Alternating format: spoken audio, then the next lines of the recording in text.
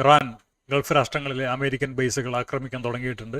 തീർച്ചയായിട്ടും ആക്രമണ പ്രത്യാക്രമണങ്ങൾ ഉണ്ടാകും. ഇറാൻ ഒന്നും നോക്കാനില്ല. ഇറാൻ എന്തായാലും 50 വർഷത്തോളമായിട്ട് നരകിക്കുകയാണ്. അവരുടെ നാട്ടിൽ കയറി ആളുകളെയും അവിടുത്തെ സ്ഥാപനങ്ങളെയും മൊത്തം നശിപ്പിച്ചു. പാലസ്തീനികൾക്ക് ഭൂമിയില്ല, അവർ നരകിക്കുകയാണ്.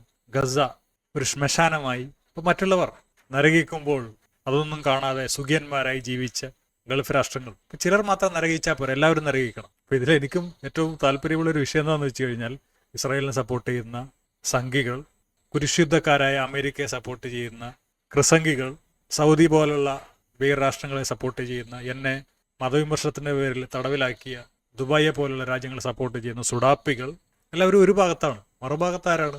ദരിദ്രരായ ചങ്കുറപ്പ് മാത്രമുള്ള ഞാനും ഇറാനും പാലസ്തീനികളുമാണ്. സിൻവറാണ് തുടക്കമിട്ടത്. സിൻവറിനെ അറിയാമായിരുന്നു ഞാൻ കൊല്ലപ്പെടും. തുടക്കമിട്ടു. അപ്പം ഇതുവരെ എത്തി. ഇനി ഏതുവരെ പോകുമെന്ന് നമുക്കറിയില്ല.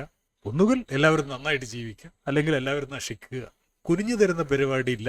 അപ്പോൾ ശത്രുക്കളൊക്കെ ജോയിൻ്റ് ആയ സ്ഥിതിക്ക്, വർഗീയവാദികളൊക്കെ ജോയിൻ്റ് ആയ സ്ഥിതിക്ക് കളി കാണാൻ രസമുണ്ടാകും. ഇറാൻ നശിക്കും, ഞാൻ കൊല്ലപ്പെടാം, പാലസ്തീനികൾ കൊല്ലപ്പെടാം. ഒരുപാടെണ്ണം ചത്തു കഴിഞ്ഞു, മരിച്ചു കഴിഞ്ഞു. ഇനി കുറച്ചെണ്ണം ബാക്കിയുണ്ട്. അതും മരിക്കുമായിരിക്കും. കൂടുതൽ കാലം ഒരാൾക്ക് കഷ്ടപ്പെടാൻ പറ്റില്ല. അപ്പോൾ അതാണ് നമ്മുടെ യുദ്ധ സ്ട്രാറ്റജി. യൂറോപ്പ് തമ്മിൽ തല്ലിയിട്ടാണ് അവിടെ സമാധാനം വന്നത്. അതേപോലെ മിഡിൽ ഈസ്റ്റ് തമ്മിൽ തല്ലട്ടെ, ചോര ഒഴുകട്ടെ. മതത്തിന്റെ പേരിലും പെട്രോളിന്റെ പേരിലും കുടുംബാധിപത്യത്തിന്റെ പേരിലുമൊക്കെ മറ്റുള്ളവരെ അടിച്ചമർത്താൻ നോക്കുന്ന ആളുകൾ ഈ ചോരപ്പുഴ കണ്ടിട്ട് പഠിക്കട്ടെ. അതൊരു 10-60-70 വർഷമൊക്കെ നീണ്ടു നിൽക്കും. അത് കഴിഞ്ഞ് വീണ്ടും മനുഷ്യൻ അതൊക്കെ മറന്ന് പഴയപടിയാകും. യൂറോപ്പിലും ഒരുപാട് കാലം സമാധാനം ഉണ്ടായിരുന്നു. പിന്നെ ഇവിടെ വീണ്ടും പഴയപടിയാകും. എന്നാലും കുറച്ചു കാലം സമാധാനം ഉണ്ടാകും. അങ്ങനെ ഒരു സമാധാനം ഉണ്ടാവട്ടെ.